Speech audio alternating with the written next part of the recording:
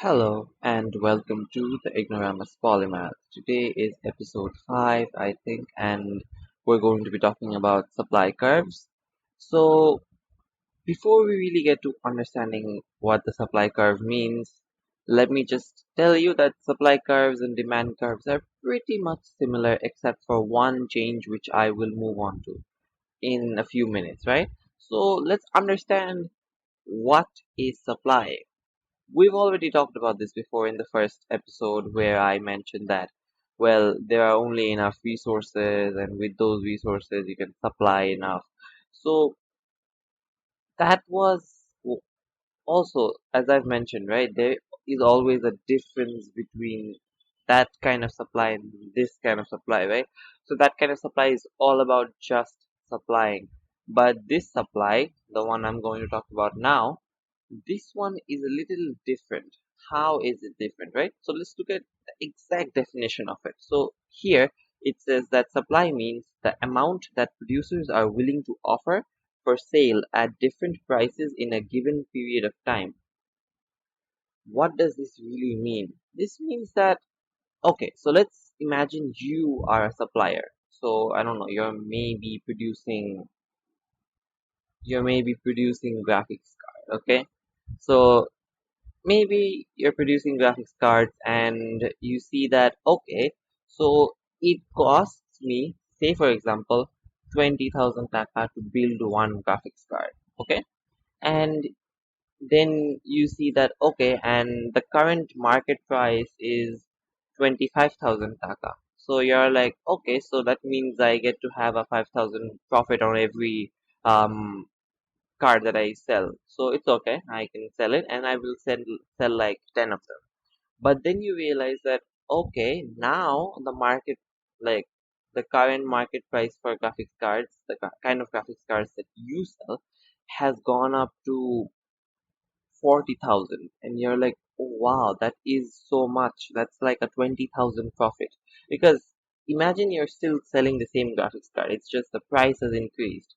So now you're like, okay, now I can sell way more than before. So now you're like, okay, let's sell 50 because, well, you're a small graphics producer who only makes 50 graphics cards. But yeah, let's say you'll be selling 50 graphics cards.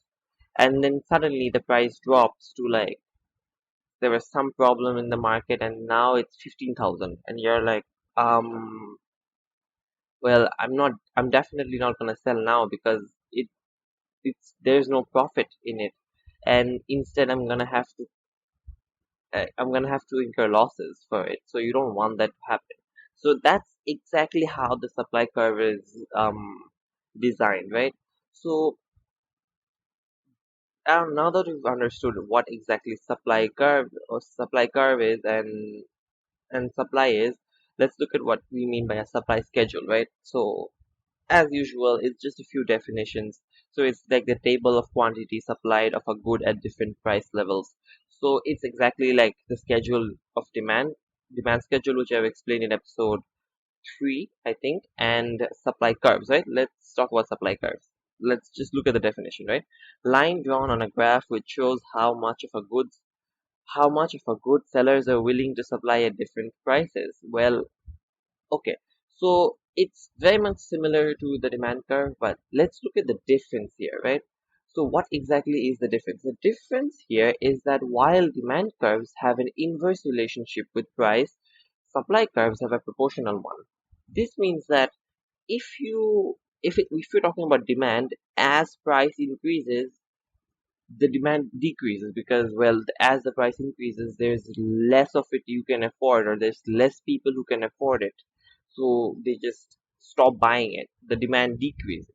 But in terms of supply, it's the opposite because, well, as price increases, you as a producer, as a supplier, have more reasons to actually sell your products. So now, as price increases, you also want to sell your products. So that's exactly how it works, right?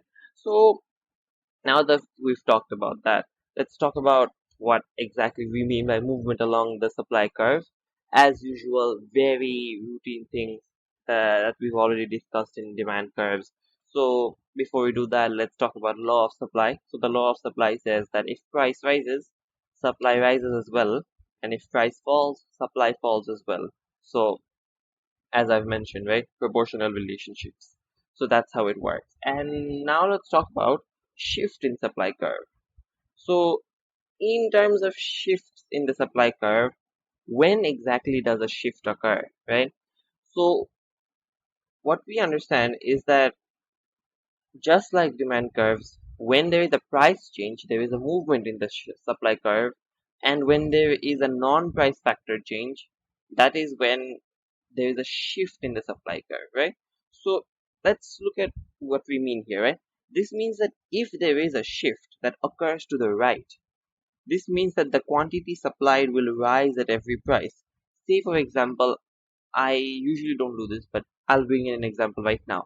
Let's talk about subsidy. Okay, so maybe you're an agro producer and the government gives you some subsidy so that since you're producing agro goods, they want you to get the subsidy so that you can produce more um, fruits and vegetables. While there is some debate about subsidy and whether it's a good choice or not, let's imagine that it is. Okay, let's say that it is, and um, you get subsidy for making, I don't know, producing potatoes, and then since you have subsidy, let's talk about what exactly happens and why exactly the shift will occur.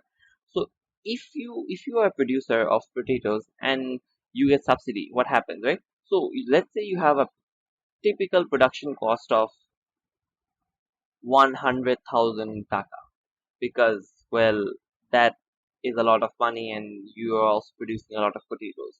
But now say that you get a subsidy of 40,000 from the government. What happens now? It means that you are getting that 40,000 just by itself. You're not having to do extra work for it, or you're not having to pay for it. So now your production cost, your entire production cost falls down to 60,000.